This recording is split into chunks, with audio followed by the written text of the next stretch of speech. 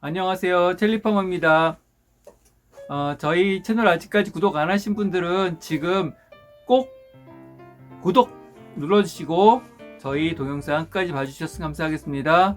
오늘은 제가 요즘 관심을 갖고 있는 건신난방에 대해서 한번 자세하게 말씀을 드려볼까 합니다. 시골집 리모델링이라든지 아니면 농막이라든지 주발농장이라든지 이런 데서 간단하게 난방을 하기를 원하시는 분들은 이 동영상 끝까지 봐주시면 이 건신난방이 무엇이고 어떤 장단점이 있는지를 아실 수 있을 겁니다. 예, 그러면 꼭 끝까지 저와 함께 이 동영상을 봐주시면 감사하겠습니다. 네, 그러면 건신난방이 있으면 습식난방도 있을 거 아니에요. 그러면 습식난방은 무엇이고 건신난방은 무엇인지 어떻게 구별되는지부터 말씀드릴게요. 난방 온도, 바닥 난방 공사를 할 때 그 공사할 때 물이 들어가면, 쉽게 얘기해서 몰탈이 들어가서 물이 들어가서 이게 그 바닥이 완성되는 경우일 때는 습식 난방이라고 부르고, 건식 난방은 바닥 공사를 할 때 물을 사용하지 않는 난방, 그 방식의 배관을 하는 것을 건식 난방이라고 합니다. 쉽게 해서 옛날에 시멘트에다가 거기에 뭐 스티로폼을 깔고 거기에 와이어 메쉬를 깔고 거기에 엑셀 파이프를 집어넣고 묶은 다음에 그 위에 방통이라고 그러죠. 쳐서 물을 집어넣어서 방통을 쳐서 시멘트를 고정화시키는 일반적인 바닥 난방의 방법을 습식 난방이라고 하고, 건식 난방은 이런 과정 없이 그냥 판판한 바닥 위에 물을 사용하지 않고 바닥 난방을 하는 것을 건식 난방이라고 합니다. 건식 난방에는 여러 가지 건식 난방이 있겠죠. 그 중에 뭐 이제 전기 판넬도 있을 거고, 또 전기 필름 난방도 있을 거고, 요즘 또 유행하고 있는 것들이 이제 뭐 기타 등등 온수를 이용한 전기 난방, 온수를 이용한 난방들이 이제 많이 이제 요즘은 뜨고 있죠. 그게 건식 난방 중에서도 전기 판넬과 전기 필름을 이용한 방법도 현재를 많이 사용했었고, 또 거기에 전자파라든지 그 다음에 전기세라든지 이런 것들이 많이 나서 시공 방법은 그렇게 쉽겠지만 그래도 여러 가지 문제점들이 있는데, 그거를 보완해 주기 위한 방법으로 온수를 이용한 건식 난방들이 요즘 유행하고 있습니다.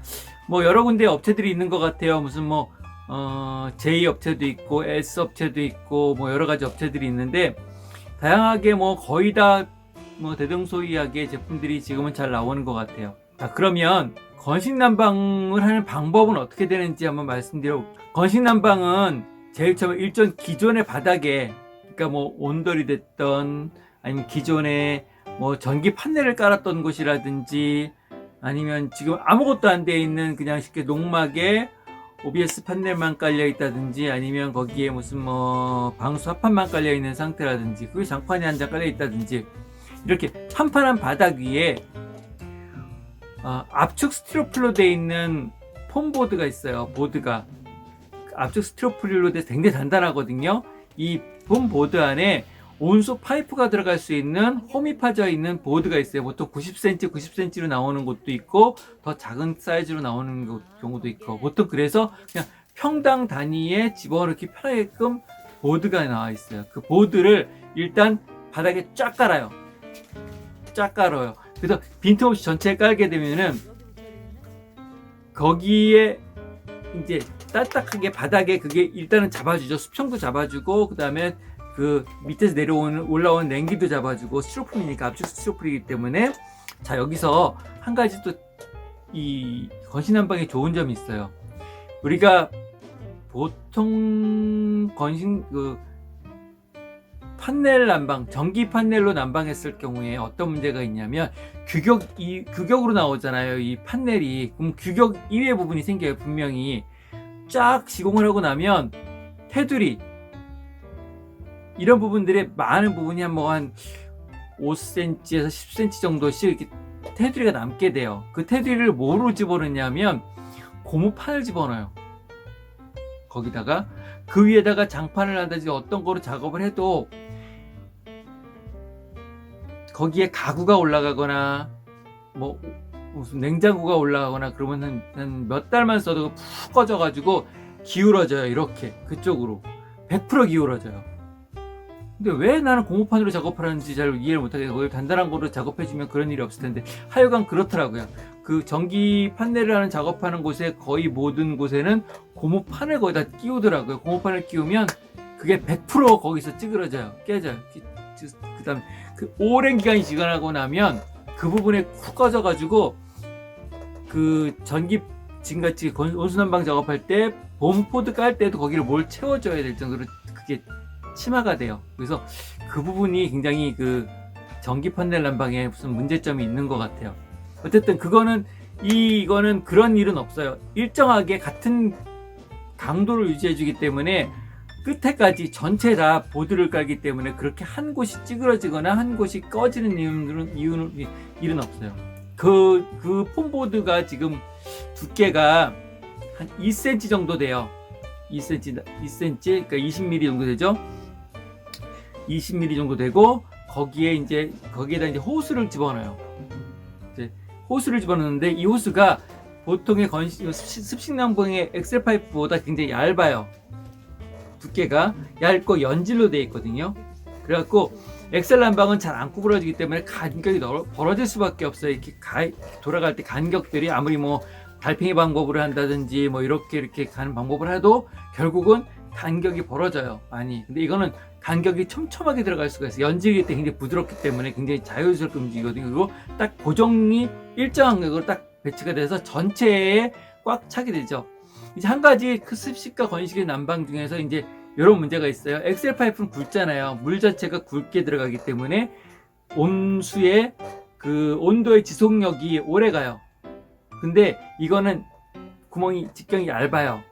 그렇기 때문에 들어갔다 나올 때 먼 곳으로 가면 굉장히 열 손실이 크겠죠. 그래서 방 하나를 보통 습식 난방에서는 엑셀 파이프를 하나의 분배기에서 나가서 하나로 돌아 나온다고 치면 이 건식 난방에서는 그걸 커버하기 위해서 2개 정도 배선을 따가지고 돌아 나오게 작업을 해요. 그래야 전체가 골고루 따뜻하게 될 수 있도록 되기 때문에 그걸 감안해서 분배기에 물이 나오고 들어오는 출입들이 좀 일반의 습식 난방이 4개를 쓴다고 치면 건식 난방은 8개 써줄 정도로 이렇게 좀 그 분배를 해야 될 게 많아요. 방 하나에 2개씩 따로따로 라인을 잡아줘야 된다는 이런 기술적인 문제가 있지만 어쨌든 그렇게 작업을 해서 라인을 까는 작업을 쫙 해요. 거기다가 그래서 이제 할 때 이제 방법 그 난방 그 회사마다 조금씩 틀린데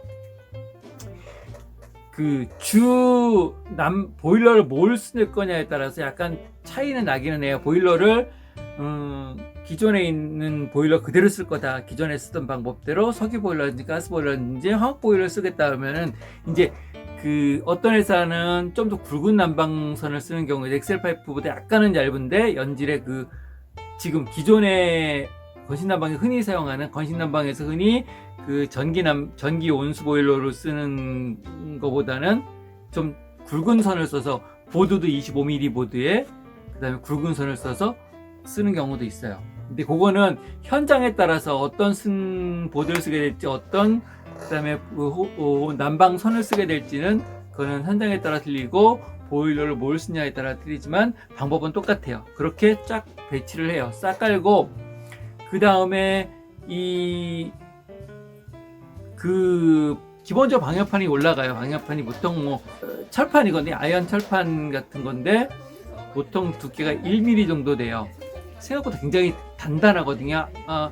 여기에 뭐 냉장고가 올라가도 거의 힘이 없을 정도로 단단한 1mm가 굉장히 무거워요. 들어보면 그거를 전체에다 싹 깔아요. 하나도 빈틈이 없이 딱딱딱 할 때 이제 약간 작업할 때 조금만 유격을 줘야 돼요. 이게 딱 붙어버리면 어차피 열을 받으면 철판이라 늘어나잖아요. 그걸 생각해서 아주 조금씩 여유를 둬서 전체에 싹 덮어요. 싹 덮은 다음에 방열판을 덮은 다음에 그 위에 이제 테이프들을 붙이죠. 테이프를 붙이고 그 다음에 옆에 한쪽 벽에다가 온수 보일러를 설치를 해요. 온수 보일러를 설치하고 온수 보일러에다가 연결을 하죠. 보통 온수 보일러가 방 크기 몇 평형에 따라서 1.5W, 2.5kg, 2kg, 3kg, 3.5kg 이렇게 쭉 구분되어 있어요. 거기에 맞춰서 이 방의 사이즈에 맞은 온수 보일러를 설치하겠죠. 이 온수 보일러를 설치했을 때 사용 사용 전기를 보니까 약간 반보다는 조금 더 나오는 정도의 전기 판넬에 비해서 그 정도가 되더라고요. 자, 이렇게 할 때 주의해야 될 점이 하나 있어요. 만약에 방이 2개라 온수 보일러를 2개를 놔야 될 때가 있잖아요. 그러면 콘센트 배분을 잘 하셔야 돼요. 콘센트 배분을 하나의 차단기에서 나와가지고 콘센트가 돌아가는 차단기일 때는 차단기를 업그레이드 시켜서 키로수를 높이든지 아니면 차단기 테스트를 다 해보셔가지고 차단기가 달리 들어가 있는 콘센트에다가 2개를 연결하시는 게 좋아요. 그렇지 않고 같은 콘센트가 연결된 같은 차단기에 걸려있는 두 개의 플러그에다가 콘센트에다가 같이 물려버리면 벌써 이것만 해도 3.5kg인데 이 방기 2kg면 5.5kg거든요. 거의 떨어진다고 보면 돼요. 차단기가. 그러면 승합 공사를 해야 돼요. 그렇기 때문에 승합 공사할 걸 생각한다면 미리 계산을 잘 하셔가지고 공사하실 때 이렇게 열어보셔가지고 체크를 해보시면 알 수 있거든. 한번 전기 꽂아보면 아니까 닫아놓고 꽂아보고 닫아놓고 꽂아서 다른 콘센트를 사용하든지 아니면 도저히 상황이 안 될 것 같으면 콘센트를 업그레이드 시키고 콘센트 전력을 높이든지 이제 그런 방법을 쓰셔야 돼요. 그걸 이제 공사할 때 조심하면 되죠. 자, 이렇게 돼서 공사를 하게 되면 이 위에다가 장판 깔면 끝이에요. 그 위에다가 바로 장판 작업하려도 되고 아니면 장판 작업하기 싫으신 분은 거기다 강마루 작업하면 되는데 강마루를 하게 되면 자, 두께가 높아지죠. 그러면 이 건신난방의 매력이 없는 거예요. 건신난방의 매력은 즉시 따뜻해지는 거거든요. 전원을 넣거나 가스 보일러를 켜거나 석유 보일러를 켰을 때 즉시 따뜻해지는 거거든요. 거의 빠른 시간 안에. 근데 이 강마루 같은 건 두께가 있잖아요. 벌써. 그래서 보통 돌로 된 성분으로 된 SPC 마루를 많이 사용하더라고요. SPC 마루를. 그렇게 하면 서로 끼워 맞추기로 하는데 그게 미리수가 제가 알기로는 3mm 정도예요. 3mm에서 4mm, 3mm 정도로 하고 있어요. 그러면 폼보드 2mm, 20mm, 그다음에 방열판 1mm, 그다음에 폼보드 3mm에서 4mm 정도. 그러면 최대 30mm 정도의 두께가 올라오는 거예요. 자, 이럴 때 잘 보셔야 될 거는 문지방하고 자기 걸 보셔야 돼요. 문지방 높이가 3mm 안쪽이어야 돼요. 그쵸? 3cm 안쪽, 3cm 넘어지게 되면 문이 안 닫힐 수가 있기 때문에 공사를 할 때 다른 방법을 생각해야 돼. 지금 두께가 남아있는 두께를 문지방부터 생각해서 3cm 이상 남아있을 때 이 시공이 가능한 거죠. 그쵸? 이렇게 해서 아니면 거기를 좀 더 전기 판넬이 있을 때 전기 판넬을 드러내야 되고 작업을 해야 돼. 전기 판넬을 놓은 상태에서라도 보면은 높이가 되면 그냥 작업하면 되고요. 자, 여기까지 공사하는 방법을 알려드렸고 보일러 종류에 따라서는 지금 가장 건신난방에서 많이 사용되는 보일러 종류는 물론 전기 각 회사에서 나오는 J나 S나 이런 곳에서 나오는 그런 것들이 있고 어떤 경우는 이런 경우도 있어. 어떤 회사 제품은 아예 보드 자체에 온수가 들어가 있어요. 온수 파이프가 아예 들어가 있는 경우도 있어요. 그래서 그냥 강마루처럼 깔면 거기에 그냥 들어가 있는 경우도 있는데 그런 방법도 있다는 건 알고 있고 저도 그 방법으로 공사하는 거 못 봤으니까요. 저도 안 해봤고. 자, 이렇게 해서 공사를 하고 보일러 종류에 대해서는 이제 기본적으로 어떤 보일러든지 다 사용할 수 있어요. 어떤 보일러든지 다 사용할 수 있고 거기에 분배기만 바꿔주면 돼요. 분배기를 추가하거나 교환하거나 상황에 따라서 기존의 거에 비해서. 왜냐면 이거는 아까도 말씀드렸죠. 분배기가 일반적으로 4개가 필요했다면 거의 한 WP 정도로 8개 정도가 아마 인아웃이 필요할 정도로 이 많은 양의 물이 들어갔다, 그러니까 여러 개의 호스로 들어갔다 나와야 되기 때문에 그 분배기를 추가하거나 아니면 교환하거나, 그리고 호스 끝도 안 맞으니까 그렇게 돼서 그 분배기를 교환하는 비용이 좀 들어가야지만 분배기를 교환해서 대신 보일러 값이 안 들어가겠죠. 가스 보일러는 석유 보일러는 기존에 있으니까. 화학 보일러 같은 경우는 뭐 메리트가 즉시 따뜻해 즉시 식는 그런 개념이 아니고 그냥 꾸준히 내 방을 돌린다고 치면 뭐 화학 보일러 사용하는데 아무 이상 없어요. 화학 보일러 사용할 수 있어요. 대신 이제 개념 자체는 약간 틀려지겠죠. 이 메리트가 이거는 즉시 따뜻해지고 즉시 식는데 뭐 그거는 아무 상관이 없잖아요. 어차피 연탄 보일러나 화학 보일러나 이런 제품들은 24시간 동안 계속해서 따뜻한 물을 공급해 주는 거고 대신 뜨거운 물이 아니고 그 석유나 이런 가스보일러는 덜 따뜻한 물이지만 지속적으로 돌려주는 거니까 속도로 돌아가고 있으면 되는 거 상관없고 그거는 뭐 아무런 문제 없어요. 그 연결하는 것도 그렇게 문제되지 않고요. 그래서 뭐 사용하는데 아무 지장 없고 또 한 가지 이제 장점을 좀 말씀드려보자면 일단 유지 보수가 싸고요. 시공 시간이 굉장히 빨라요. 보통 이제 습식으로 하자고 치면 뭐 아시겠죠? 최소한 3일에서 5일 정도는 걸리겠죠. 마르고 굳히고 뭐 하고 그러는데 근데 방통 치고 다시 와디와리 기다렸다가 뭐 양생하고 뭐 그러면 근데 이거는 6평짜리 농막 하나 하는데 한 2시간에서 3시간 정도면 다 끝나요. 마루까지 깔아도 5시간 안 걸려요. 그 정도면 깔 수 있어요. 시간적으로 굉장히 빨리게 되고 어떤 걸 뭐 뜯어내야 될 일도 별로 없어요. 그리고 기껏해야 뭐 기존의 보일러 사용할 거라고 하면 뭐 벽에다가 땅 아래쪽에 해가지고 배관 찾아서 구멍 내는 거 정도? 왜 먼지 날 일이 없어요. 먼지도 하나도 안 나요. 그 다음에 전기료도 싸게 들어가요.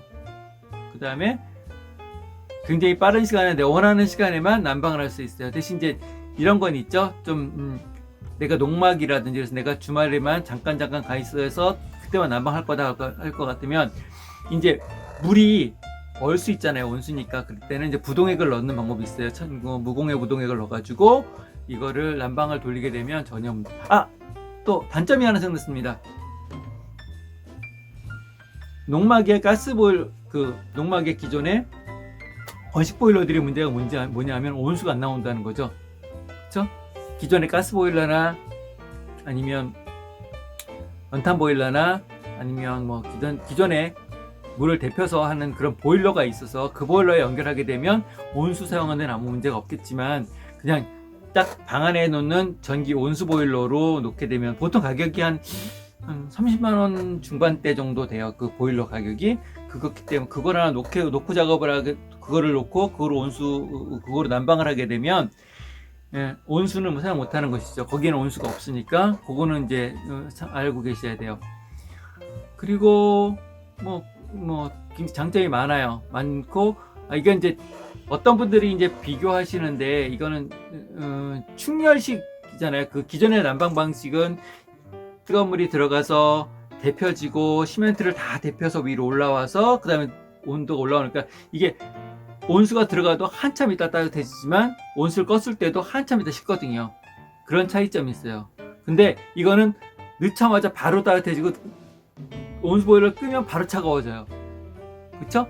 굉장히 이건 단차가 크죠. 빨리빨리 움직이니까. 대신 효율성에서 보면은 옛날같이 누군가 집에 계속 한 사람 두 사람이 남아있고 뭐 이런 다 가족이 사는 세대일 때는 그런 옛날 같은 방식의 난방이 좋지만 원룸이나 아니면 농막이나 이런 곳에 각각에 있을 때는 정말 들어와서 내 필요할 때만 딱 켰다 껐다 하는 게 훨씬 더 효율적일 수 있어요. 그렇다기 왜냐면 들어와서 1시간 정도 데펴진다고 치면 그동안에 뭐 1시간 늦게 식으나 내가 나간 다음에 1시간 있다 식으면 무슨 소용이 있어요. 그쵸? 그리고 1시간 동안 뜨거워진 거는 뭐 그냥 뜨거워진 건 아니잖아요. 계속해서 열원이 공급됐고 에너지원이 공급된 상태잖아요. 그쵸? 빠져나갔다. 내가 없는 상태에도 더 빠져나갈 거고. 그러니까 어떻게 보면 열 효율성에서는 이게 훨씬 더 좋을 수 있어요. 건식난방이. 자, 건식난방을 어떻게 난방하시는지도 이제 알려드렸고, 이렇게 뭐 가격은 어느 정도 될까? 시공비용이 뭐 다 틀리겠죠. 사람마다 틀리고 회사마다 틀리고 다 틀려요. 그냥 보편적으로 제가 보니까 한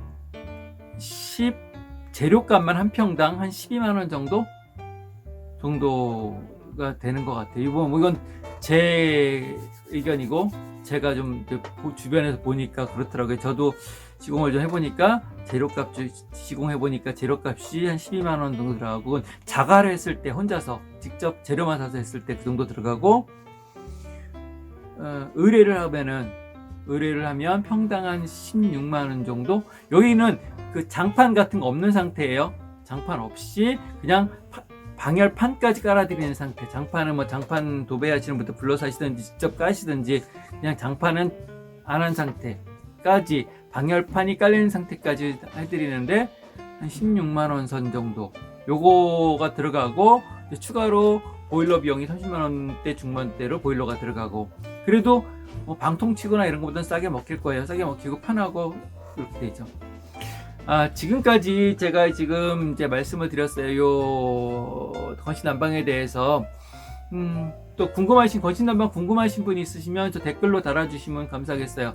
그럼 제가 아는 범위대로 알려드리고, 또 시공 방법이라든지 뭐 시공 의뢰를 하셔도 제가 할 수 있으면 해드리고, 아니면 또 위치에 따라서 그 하시는 분들이 또 있으시니까 연결도 해드릴 수 있고 하니까, 그 밑에 댓글로 달아주시면 제가 알려드릴게요. 요즘 이 난방이 많이 뜨고 있는 것 같고, 제가 시공도 해보고 또 다녀보고 또 보니까 괜찮고 효율성 있는 난방이라고 생각됩니다. 자, 그럼 여기까지 제가 오늘 건신난방에 대해서 말씀드렸습니다. 그러면 이제 구독도 눌러주시고, 알림 설정도 해주시고, 또 해주시고, 댓글도 좀 달아주시고. 자, 그러면 다음 동영상에서 뵙겠습니다. 안녕히 계세요.